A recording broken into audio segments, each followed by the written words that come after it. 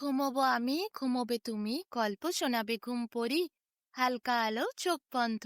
চলো একটা গল্প শুনি। রাতের গল্প বাংলায়। আজকের গল্প, এক তাঁতি আর তার বউ। গ্রামে এক তাঁতি আর তার বউ বাস করত। তারা খুবই গরিব ছিল। কোনোদিন খেতে পেত, কোনোদিন খেতে পেত না। তাঁত বুনে তাঁতি রোজগার করত। অনেকদিন আগে তারা বেশি টাকা উপার্জন করত। তাদের একখানা শাড়ি পাবার জন্য কত লোকে দাঁড়িয়ে থাকত। কত বড় বড় রাজা জমিদার সবাই উঠানে গড়াগড়ি খেত। কিন্তু এক শাড়ি বুনতে তাদের মাসের পর মাস লাগত। কোনো কোনো শাড়ি বুনতে তাদের বছরও পেরিয়ে যেত। সেই সব শাড়ি বুনতে তাদের অনেক সময় লেগে যেত। অনেক যত্ন করে বুনত তারা। রাত থাকতে তারা উঠে যেত, চরকা নিয়ে ঘড় ঘড় করে সুতো কাটত। এত সূক্ষ্ম সুতো তারা কাটত যে চোখে দেখতেও পাওয়া যায় না। খুবই সরু সুতো তারা কাটতে পারত। ভোরের আলো যেই আসতো সেই তাদের সুতো কাটা শেষ হয়ে যেত। তাঁতি কত রকম রং মাখাতো সুতোতে। তারপর সেই সুতো দিয়ে সুন্দর করে নকশা করে করে কাপড় বুনত। সেই কাপড় বোনার সময় রাজকন্যার মুখে রঙিন হাসি আঁকা হতো, কিংবা রূপকথার দেশের কোনো রাজপুত্রের কাহিনী। কাপড়ের ওপরে কত রকম কারুকার্য, কত রকমের গল্প, কত রকমের সুন্দর কাহিনী বর্ণিত থাকত। ঘরে ঘরে মেয়েরা সেই কাপড় পরে যখন হাঁটত, শাড়ির ভাঁজে ভাঁজে কত রকমের গল্প কাহিনী লুকি মারত।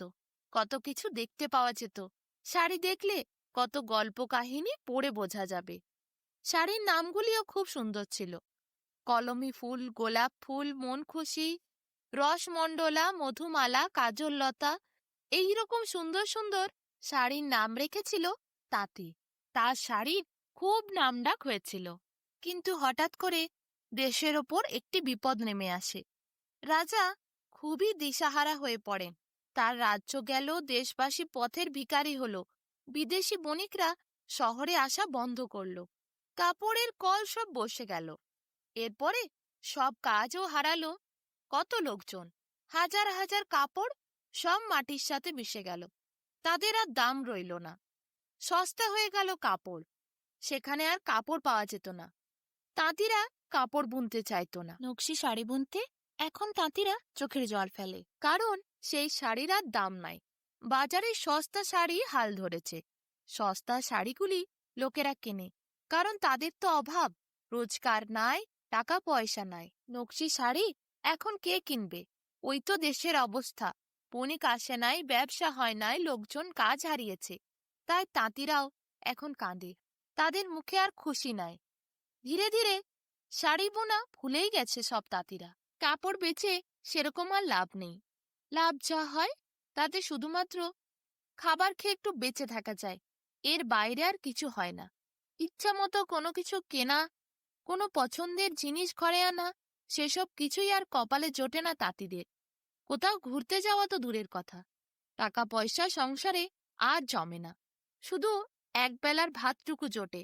অনেক দিন হয়ে গেছে তাঁতির ঘরে সেরকম খাবার দাবার নাই। তাঁতির বউ শুধু ভাত আর আলু ভাতে খেয়ে মাসের পর মাস কাটায়। তাঁতির বউয়ের এরপর একদিন খুব মন খারাপ হলো। সে তাঁতির কাছে আবদার করল, সে আজকে মাছ ভাত খাবে। ঘরে খাবার বলতে শাক, আলু ভাতে ভাত।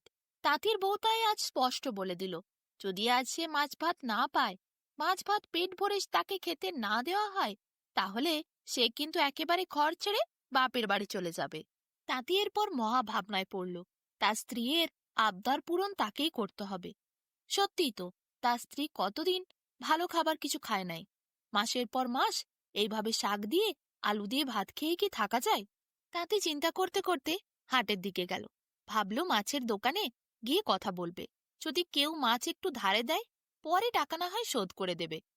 তাঁতি এরপর হাটে গেল, মাছওয়ালাদের সাথে কথা বলল, কিন্তু কেউ তাকে টাকা ছাড়া মাছ দিতে রাজি নয়। তাঁতিকে সবাই স্পষ্ট বলে দিল, আগে টাকা আনো, তারপর মাছ খাবে। তাঁতি এরপর কি করে? বেচারা মনের দুঃখে গালে হাত দিয়ে সামনে একটি গাছতলায় বসে বসে ভাবনা চিন্তা করছিল। এমন সময় তাঁতির মনে পড়ল, তার ঘরে একটি পুরানো কৌটোতে অনেক দিন আগের কিছু পয়সা রাখা আছে জমানো। সেই পয়সাগুলো নিয়ে এলে সে মাছ কিনতে পারবে।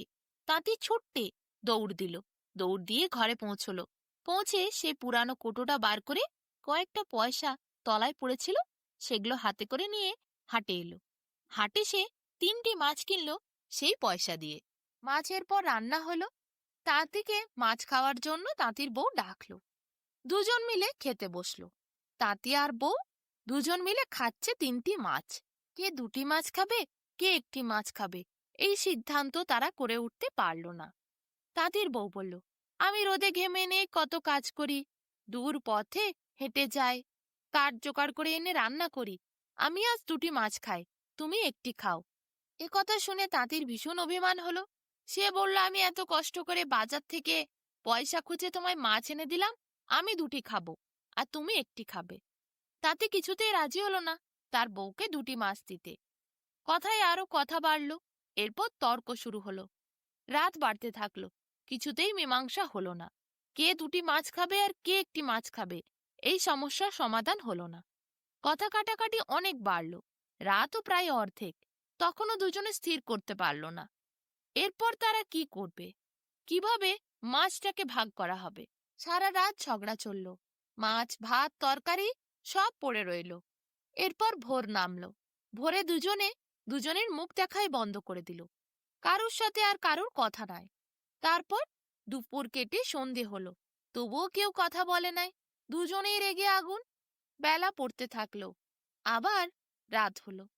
রাত্রিবেলাতেও তাঁতি আর তাঁতির বউ দুজনে দুজনের দিকে তাকায় নাই, কথাও বলে নাই। প্রায় 2 দিন কেটে গেল এইভাবে। পাড়ার লোকেরা হঠাৎ করে তাঁতির বাড়িতে এসেছিল। তারা বলল, কি ব্যাপার, তোমাদের বাড়িতে কোনো খটখট শব্দও শুনি নাই, চরকার ঘড়ঘাড় শব্দও নাই, কোনো অসুখ বিসুখ হলো নাকি? তাঁতি বলল, না না, সেরকম কিছু না, আমাদের ওই চলছে আর কি।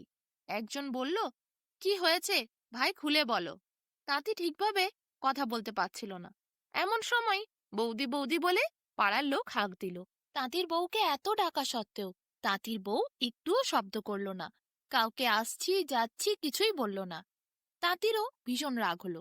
আমার ওপর না হয় রাগ করে সে থাকতে পারে, কিন্তু পাড়ার লোকের সাথে এমন দুর্ব্যবহার, মনে মনে তাঁতি ভাবল। এদিকে পাড়ার লোকেরাও তো থামে নাই, তারাও তো বৌদি বৌদি বলে ডেকেই যায়। শেষে তাঁতি বলল, দাঁড়াও, আমি ঘরের ভেতর থেকে গিয়ে গিন্নিকে ডেকে নিয়ে আসছি। তাঁতি এরপর ঘরের ভেতরে গেল। দেখল বিছানায় গিন্নি শুয়ে আছে। তাঁতি গিন্নিকে বলল, চলো ওঠো, তোমাকে ওরা বৌদি বৌদি করে ডাকছে, কথা বলতে চায়, শুনতে পাওনি? কিন্তু তাঁতির বউ সে নড়েও নাই, চড়েও নাই। তাঁতি তখন হাউ হাউ করে চিৎকার করে কাঁদতে বসল। বউ তো নড়েও নাই, চড়েও নাই। ভীষণ চিন্তায় পড়ল তাঁতি। পাড়ার লোকেরা এসে দেখল, সবাই বুঝল বউ বুঝি মরে গেছে। তাঁতির এরপর সেই শোক সহ্য হলো না। তাঁতিও তারপর আর কথা বলল না, নড়েও নাই, চড়েও নাই। দুজনেই না নড়ে না চড়ে। পাড়ার লোক ভাবল দুজনেই মারা গেছে। দুজনকে দাহ করার জন্য তারা এরপর শ্মশান যাত্রার জন্য প্রস্তুতি নিল।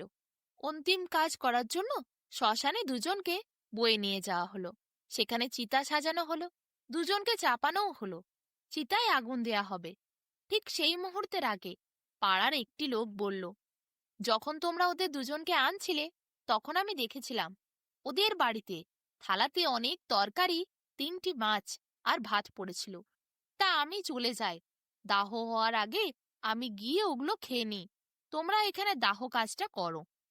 যেই ওই লোকটি এইটি বলেছে, অমনি তাঁতির বউ আর তাঁতি চিতার থেকে তড়াৎ করে উঠেছে। তাঁতি বলে, না, ওই মাছ আমার।